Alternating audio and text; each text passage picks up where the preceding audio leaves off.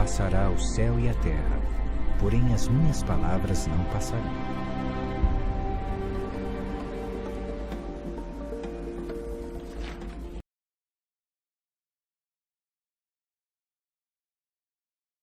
Da outra mãe é o seguinte: ela tem uma filha que não é adventista. A mãe é adventista, a filha não foi batizada ainda, só que ela me disse ali agora há pouco que a filha tem comunhão, ora, estuda a Bíblia, mas não se batizou.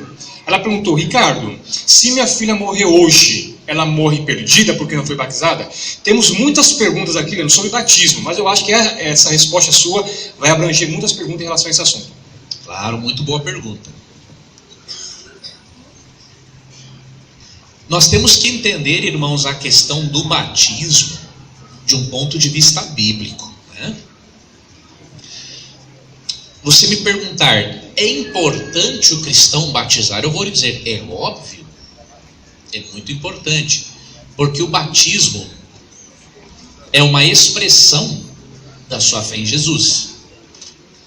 Ao mesmo tempo, eu não posso colocar o batismo como um passaporte para o céu. O único passaporte para o céu é Cristo. Eu sou o caminho, a verdade e a vida. Ninguém vem ao Pai senão por mim. O criminoso que estava na cruz e recebeu a vida eterna, ele pôde ser batizado? Não. Então, há casos e casos. A sua filha, irmã, temos que avaliar. Se ela não se batizou porque rejeitou a Jesus, aí realmente ela não poderia estar no reino dos céus. Porque o batismo é uma expressão de fé em Jesus. Agora, digamos que a sua filha aceitou Jesus. Mesmo que ela não tenha se batizado até agora, ela vai se batizar depois. E digamos que ela morra antes do dia do batismo, ela vai estar no céu do mesmo jeito, porque ela aceitou a Cristo como Salvador pessoal e ela ia expressar isso futuramente. Então você não pode colocar o batismo como um meio de salvação. Não é diminuir a importância dele, por favor, porque se você tem condições físicas e fé para expressar a fé em Cristo pelo batismo e não o faz, aí você está sendo negligente. É outra história. Agora, cada caso é um caso.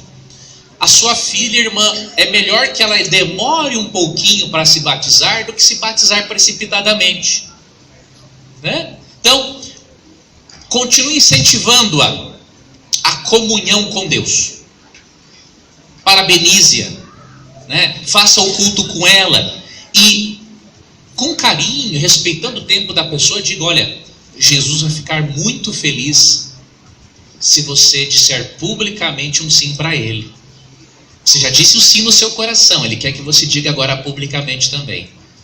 Então você vai ver, o Espírito Santo vai trabalhar, tá? Só não apresse as coisas, porque essa pessoa se batiza por pressão da família e ela nem está com vontade de fazer aquilo, e aí ela acaba saindo rápido da igreja e tudo mais. Então é só termos esse cuidado, né? E a tua filha está num bom caminho, minha irmã. Se ela já está buscando a Deus, pode saber, logo ela vai. Porque não tem como quando tu diz um sim para Jesus, porque tu ama a Cristo, tu vai ser batizado. Mais cedo ou mais tarde você vai aceitar o batismo, né? Ok. Leandro, a pergunta agora não vai ser direcionada a você, vai ser direcionada para a igreja. Igreja, quem foi que matou o gigante Golias? Não ouvi. Quem foi que matou o gigante Golias?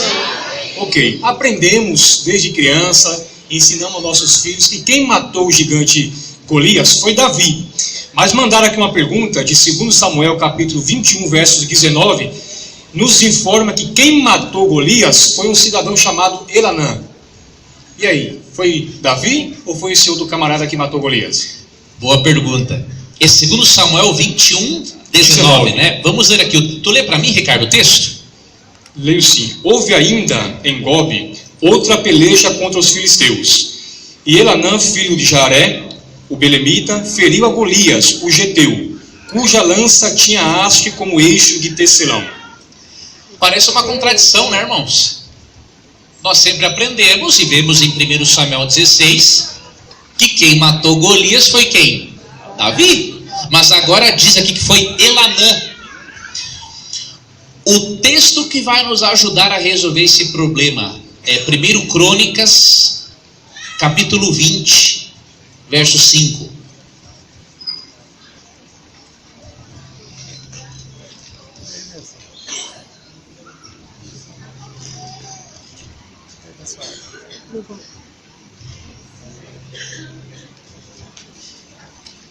Olha aqui que interessante, ó.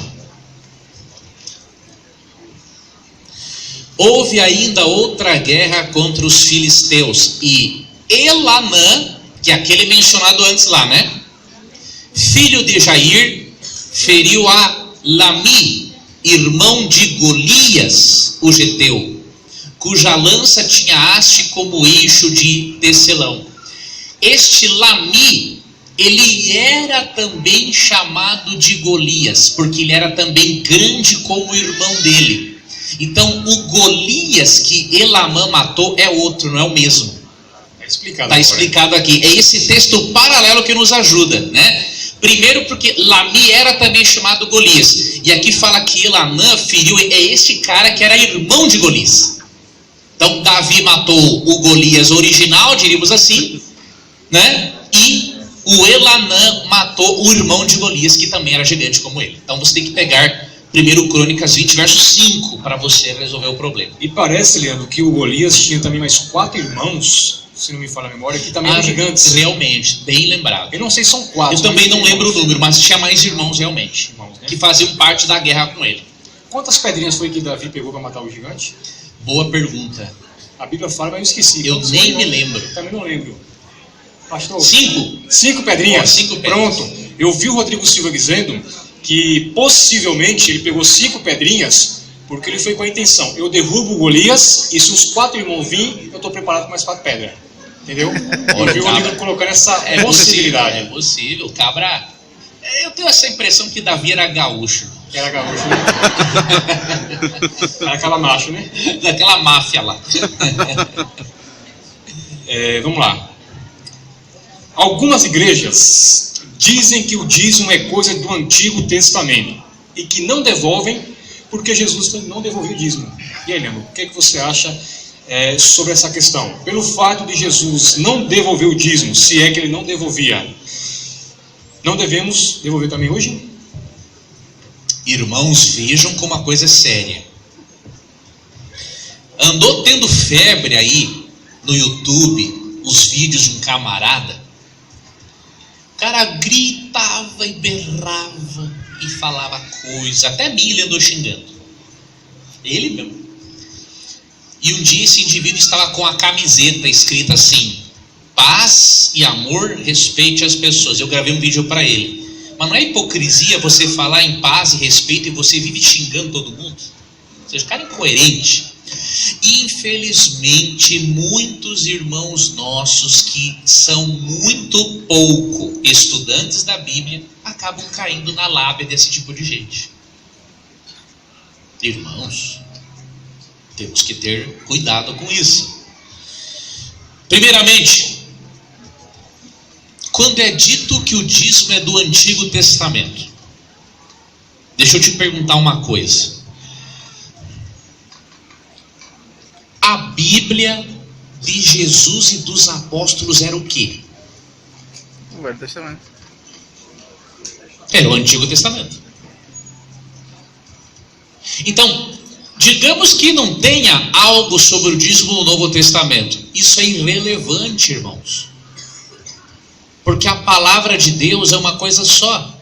O Novo Testamento existe porque os autores escreveram com base no Antigo. Qual é que era a Bíblia de todos os autores do Novo Testamento? O Antigo. Outra coisa, se Jesus não devolvesse o dízimo, irmãos, ele seria um pecador. E aí ele não poderia ser o nosso Salvador. Sabe por quê? Veja o que diz Malaquias 3, 8 e 9. E aqui você vai ver que não tem nada a ver com lei só do Antigo Testamento. Malaquias 3, 8 e 9. Roubará o homem a Deus? Todavia vós me roubais e dizeis: em que te roubamos? Nos dízimos e nas ofertas. Biblicamente, Não dizimar e não ofertar é o quê? Roubo. Eu lhe pergunto, Jesus foi um ladrão? Não. Tem algum registro na Bíblia? Jesus foi ladrão, Jesus pecou? Não. Se Jesus não dizima, queridos, ele era ladrão, de acordo com Malaquias 3, 8 e 9. E aí ele era um pecador. E aí todo o plano de salvação está comprometido, porque só poderia pagar pelo nosso pecado alguém que fosse perfeito ao morrer na cruz. Então quando eles dizem que Jesus não dizimou, isso é uma mentira deslavada. É o mesmo que dizer que Cristo é um pecador. E esse texto aqui prova, irmãos, que o dizimar não é uma questão só do Antigo Testamento. Por quê? Porque por trás do princípio do dízimo tem o quê? A questão do roubo. Eu lhe pergunto, uma prática deixa de ser considerada roubo por causa da época? Por exemplo, se eu hoje roubar o paletó do Ricardo, é roubo. Mas pode ser que daqui alguns anos, numa outra fase da história, eu vou poder pegar o paletó de outra pessoa, porque não vai ser mais roubo. Não tem cabimento, irmãos. Roubo é roubo em qualquer época da história. Em qualquer momento da história, quando eu pego algo que não é meu, eu estou roubando. Então, se o não dizimar é roubo, não interessa se é no Velho ou no Novo Testamento, é pecado do mesmo jeito. E se é roubo, isso significa que o dízimo é válido até para os nossos dias. E lembremos, para finalizar, entre outros textos que tem, Mateus 23, 23. Jesus em Mateus 23, 23, ele apoiou a prática do dízimo. Ele falou para os fariseus não serem hipócritas em dizimar e deixar de lado a misericórdia, a lei, o amor. Mas ele fala, vocês devem fazer essas coisas sem omitir aquelas. Então Cristo sancionou a prática do dízimo. Então, irmãos, veja,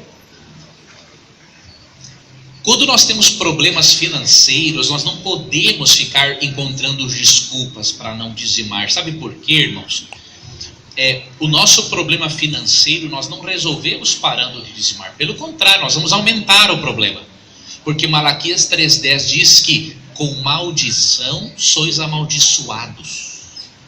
Vocês que não dão dízimo. Então, quando você tem um problema financeiro, fala com Deus, pede ajuda, refaz o seu orçamento, aprende a gastar aquilo que você ganha, né? Faz uma mudança, mas não pare de dizimar, porque muitos pensam, não, eu vou parar de dizimar, porque aí eu resolvo meu problema. Pelo contrário, está criando mais problema ainda. Você não vai ter a bênção de Deus para resolver o seu problema financeiro. Ok? Então, olha, não dê atenção para essas pessoas que falam contra o dízimo. Infelizmente, irmãos, existe alguns teólogos que vão para um outro exagero, né? Que usam o dízimo para roubar as pessoas. Também isso aí é uma coisa do diabo também. Nós temos que evitar esses dois extremos. Nós temos que entender o dízimo como uma prática bíblica de adoração. Quando entendemos como adoração, nós não vamos nem para o extremo e nem para o outro. Leandro, tem uma pergunta aqui sobre os dinossauros. Eles foram criados por Deus? Entraram ou não na arca? E quando deixaram de existir? Veja, queridos, nós cremos sim que Deus criou todos os animais, incluindo os dinossauros. Por exemplo, aqui em Gênesis, capítulo 1, você pode pensar assim, mas a Bíblia não usa o nome dinossauro, mas não tem como usar mesmo, porque esse nome foi criado no século XIX, né? Então não tem como a Bíblia usar esse nome. A Bíblia não tinha essa distinção. Dinossauro, gato, cachorro, né? São nomes que a Bíblia menciona os ancestrais comuns, né? Dos animais. Então, em Gênesis 1, eu queria ler um texto para você aqui, que diz assim, ó. 1:21, eu gosto desse texto. Criou, pois, Deus os grandes animais marinhos e todos os seres viventes que rastejam, os quais povoam as águas, segundo as suas espécies, e todas as aves, segundo as suas espécies, e viu Deus que isso era bom. Ou seja, Deus criou os grandes e os pequenos animais, tudo é criação de Deus. O que aconteceu, irmãos, foi que com a entrada do pecado, muitos animais, você sabe, se corromperam, inclusive o ser humano. Você vê em Gênesis 6, que é um texto muito curioso. Esse texto diz aqui, ó, no verso 11, a terra estava corrompida à vista de Deus e cheia de violência. Ó, viu Deus a terra e eis que estava corrompida, porque todo ser vivente havia corrompido o seu caminho na terra. Ou seja, humanos e animais, todos estavam corrompidos. E por isso que Deus teve que trazer o dilúvio, fazer uma limpa. Com dor no coração, Deus teve que fazer isso. E os dinossauros, irmãos, foram sim destruídos por ocasião do dilúvio. A existência dos fósseis é a maior prova disso. O fóssil, ele existe especialmente por meio do soterramento rápido de seres vivos, né? Ou de árvores e tudo mais, que se petrificam depois. Então, a melhor explicação para os fósseis de dinossauros, inclusive fósseis que você acha em cima de montanhas e tudo mais, é o dilúvio. É possível que Noé tenha levado algum exemplar de dinossauro para a arca, mas nós não podemos provar, porque a Bíblia não diz e porque nós não estávamos lá. Mas é possível. Eu vejo uma menção a um animal pré-histórico ali em Jó, capítulo 40, 15 a 19. Tem algumas traduções nossas que falam assim em Jó 15, né, 40, 15 a 19.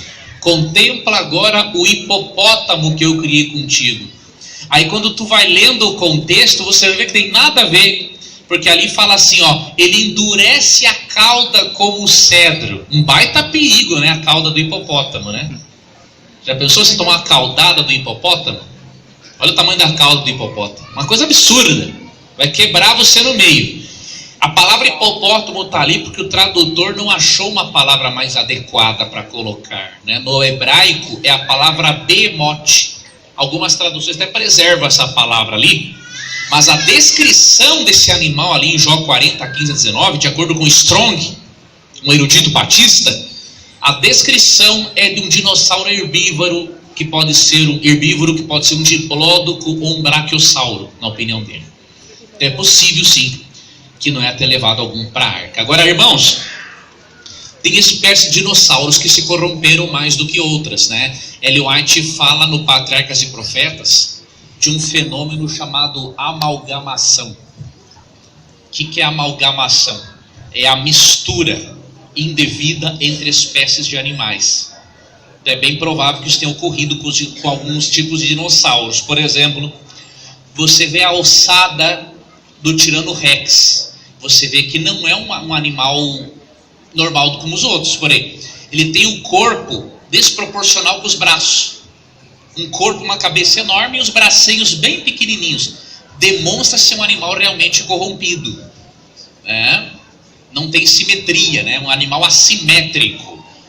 E isso aí era perfeitamente possível, irmãos, os antediluvianos fazerem. Porque hoje, por exemplo, os seres humanos não criam animais de laboratório, né? Cruzamento de algumas espécies. Por exemplo, o pitbull. Pitbull, por que ele tem essa raiva excessiva? Porque o cérebro dele não serve dentro da caixa craniana dele. Então chega um momento que o cérebro dele dá uma inchada e ele fica louco de dor e ele ataca até o dono. Você entendeu? Então são animais manipulados, diríamos assim. E foi o que aconteceu com algumas espécies de dinossauros. Mas no geral, óbvio, Deus é o Criador, né, irmãos? Deus é o Criador da vida. E parece, Leandro, que os fósseis dos dinossauros é uma das grandes evidências para o dilúvio, porque alguns especialistas dizem que a maioria desses fósseis foram encontrados com a boca aberta e o rabo retorcido. Isso indica que eles foram asfixiados.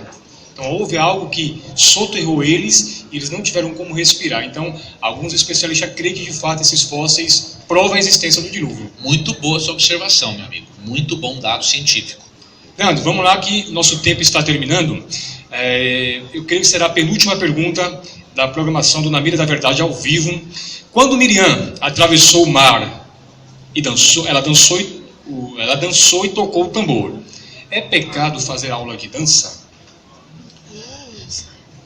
Devemos fazer umas avaliações. Primeiro, a dança hebraica, na maioria das vezes, envolvia, óbvio, uma comemoração por coisas boas, mas também era uma dança litúrgica. A dança hebraica, irmãos, ela não tinha a sensualidade que a dança tem hoje. Por exemplo, quando havia dança para louvar a Deus, os homens dançavam ao lado dos homens e as mulheres próximas às mulheres. E por quê? A resposta é simples, irmãos. Por mais que você e eu sejamos satisfeitos com o cônjuge, se nós ficarmos grudando em outra pessoa toda hora, a gente vai querer fazer com outra pessoa também.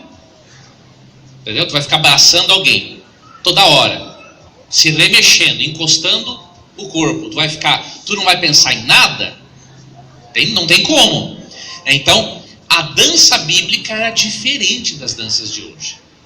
Então, eu não recomendo que nós façamos uso dessas danças atuais. Pode ser que algum tipo de movimento corpóreo que você faz numa academia, numa ginástica, não tenha tanto essa conotação sensual, mas você tem que cuidar para ver se no ambiente em que você não está muito exposta, porque se você ficar remexendo o seu corpo de um jeito sensual, você está estimulando os outros homens a cobiçarem você, e o homem cobiça mesmo. Sem sensualizar, o homem já cobiça as mulheres, imagine sensualizando. Então a irmã tem que contribuir para que isso não aconteça. E o homem também, óbvio, né? O homem também tem que melhorar o seu padrão mental, mas a irmã tem que contribuir também. Então, eu acho assim, irmãs, nós temos que nos cuidarmos com certas coisas, né? Tem movimentos corpóreos que não tem problema, não vai ser sensualizado, você está fazendo junto com outras mulheres, outras senhoras, né? Agora, se é uma dança que vai sensualizar, você vai aparecer perante outros homens, né? Isso é uma coisa que deve ser evitada realmente, para você não sensualizar. Agora, se você estiver em 4 paredes com seu esposo, pode fazer a dança do ventre para ele sem problema nenhum. Entendeu? Porque aí o problema não é a sensualidade, o problema é sensualizar com muita gente, né? Então, você tem que ser sensual com seu esposo. Lógico, mas eu estou falando uma ilustração, né? Às vezes tu vai tentar fazer a dança do ventre e não sabe, você dá um mau jeito na coluna, né? Então, não estou dizendo que é para você fazer isso necessariamente. O que eu estou dizendo é para você, né? Junto com o seu esposo, invista mesmo, né? Você e o seu esposo têm que se darem prazer. Tá? Mas tenha cuidado a questão dos ambientes, né? Certas danças, irmãos, realmente não são apropriadas para nós, né? Porque a nossa cultura mudou a forma como a dança era utilizada no passado, né? Leandro, temos a última pergunta, só que antes, emendando aí no que você falou agora há pouco, uma mulher, ela pode usar biquíni na praia? O que você acha em relação a essa questão? Boa pergunta. Irmãos, essa é uma questão delicada pelo seguinte, eu creio que é uma questão muito particular. Eu acho que depende muito de cada um. Vou te dizer o porquê. Tem homens que não ficam excitados por ver mulher de biquíni. Eles são acostumados. Agora, tem outros que ficam muito. Tem homens que ficam muito excitados de ver a mulher só de maiô.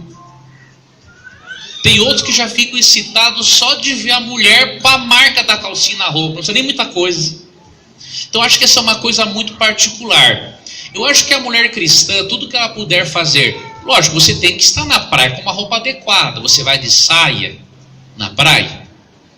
Você vai de calça na praia? Um absurdo. Mas eu acho que a mulher cristã pode escolher biquínis ou maiôs que mais se adequem, né, ao seu estilo de vida. Mas lembrando, essa é uma questão também muito pessoal, né? É uma questão, não tem como você, digamos assim, evitar tudo nesse mundo, né? Como eu falei, tem homens que ficam excitados por pouco e outros com muito. Então, não tem muito o que dizer sobre esse assunto. Eu acho que é uma coisa muito pessoal, muito subjetiva, né? Então, faça algo de acordo com a sua consciência moral, de acordo com o que você acha que vai agradar ou não a Deus e ao seu esposo, né? Então, eu acho que é uma coisa mais assim particular, né? Leandro, vou fazer como o Tito, quando o programa está terminando, ele diz: será que você consegue responder essa pergunta em 1 minuto? Opa! Nós adventistas não cremos, não somos dicotomistas, nem tricotomistas, cremos no holismo bíblico, né? O ser humano é um todo inseparável. Mas como entender a afirmação de Paulo lá em Tessalonicenses, quando ele diz que ele fala sobre corpo, alma e espírito? Em 1 minuto, você consegue? Vamos em 1 Vamos minuto. lá. Queridos, em 1 Tessalonicenses 5:23, quando Paulo fala assim, que Deus vos santifique em tudo, que vosso corpo, espírito, alma e corpo sejam conservados íntegros e irrepreensíveis até a vinda do dia de nosso Senhor Jesus Cristo. Ele não está dividindo o ser humano em 3, ele está mencionando para fins didáticos 3 aspectos do único ser. E como que nós provamos isso? Ele fala, sede santificados em tudo. Ele não admite a possibilidade de o espírito ir para o céu sem o corpo. Ele fala, santifique o corpo, o espírito e a alma. Nesse contexto, espírito é a nossa espiritualidade, a nossa disposição interna de adorar a Deus. Alma é a mente, a sede das emoções, e corpo é o aspecto físico. O que ele está dizendo? Que a sua mente, que o seu corpo, que a sua espiritualidade, que a sua vida espiritual, que todo o seu ser esteja preparado para a volta de Cristo. Então esse que é o contexto. Tá? Muito obrigado. Irmãos, eu peço perdão porque foram muitas perguntas. Tentamos selecionar aqui, só deu para responder algumas. Mas quem sabe em um próximo evento, em um próximo programa, nós poderíamos selecionar essas perguntas aqui e o Leandro tentará responder elas, ok? Claro. Eu quero agradecer muito a resposta do Leandro, a presença dos irmãos. Não saiam ainda. O Leandro vai fazer uma oração final daqui a pouco. O pastor vai fazer o encerramento aqui também. Permaneçam sentados. Creio que daqui 10 minutos estaremos encerrando o programa, tá bom? Leandro, você tem aí alguns minutos para poder fazer as considerações finais. Tá bom, eu queria só agradecer, irmãos, a vocês, por vocês terem vindo aqui. Agradecer também ao Ricardo, que se empenhou tanto, irmãos, para que eu estivesse aqui, né? Que Deus te recompense, viu, Ricardo? Ao pastor que apoiou o Ricardo, né? A missão aqui, obrigado, meus irmãos, vocês proporcionaram, todos vocês foram, irmãos, uma equipe, né, que trabalhou, as recepcionistas, né? A mamãe do Ricardo que me recebeu e me deu almoço hoje. Olha, foi muito bom, irmãos, saber que a dedicação de vocês, né, para este evento acontecer. Que Deus recompense, viu, Ricardo, a você no teu trabalho, na tua liderança na igreja, na tua vida pessoal. E que Deus, irmãos, recompense a vocês no dia a dia, abençoe do que fizerem, né? E lembre-se, irmãos, que sempre que vocês forem à Bíblia e tiverem coragem de perguntar, a Bíblia vai ter coragem de responder para os irmãos. Amém. Depois eu estarei aqui para não atrasarmos alguns irmãos que já têm que sair. Eu não vou ficar na porta me despedindo, mas eu vou ficar aqui pela frente. Então quem quiser ir embora, pode ir. Se alguém quiser tirar uma foto, a gente tira. Quem já tirou foto, não repete para deixar os outros que não tiraram ainda, né? E aí a gente vai estar aqui à disposição dos irmãos. Tem mais alguma coisa, Ricardo, para dizer? Como ficou muitas perguntas, porque não deram tempo de responder, lá na frente, né, vamos ter alguns livros do Leandro, e quem sabe a sua pergunta está num desses livros. Muitas pessoas adquiriram o volume 2, mas temos ali à disposição para poder, quem quiser adquirir o livro, o volume 1, e temos outro livro que o Leandro fala sobre o Espiritismo. Não é isso? É um guia de estudos em que eu mostro em 9 lições que não tem como conciliar o Espiritismo com a Bíblia. Mas é um material, irmãos, respeitoso para ajudar o irmão espírita a entender o Espiritismo à luz da Bíblia. O Leandro gostou tanto do Distrito Itabaiana e da presença dos irmãos e da programação que ele disse: recado, vou fazer uma promoção imperdível. Ok? E essa promoção, mano, é o seguinte: o livro Na Mira da Verdade, volume 1, no site, quando você for comprar lá, ele custa R$25 mais ou menos. Está sendo passado para nós, para poder vender para vocês a R$15 o livro. Ou seja, promoção a preço de custo mesmo, para você poder adquirir. E quem sabe a pergunta que ficou aqui sem responder, você encontra ali no livro. E o livro sobre Espiritismo, R$10. Ok? Então você faz um pacote aí, quiser adquirir, R$25, você leva o volume 1 e também o livro sobre o Espiritismo. Muito obrigado pela atenção de vocês. Vamos agora dar continuidade ao programa, que eu creio que mais 5, 10 minutos estaremos encerrando. Nesse momento, vou passar aqui para o pastor. Porém as minhas palavras não passarão.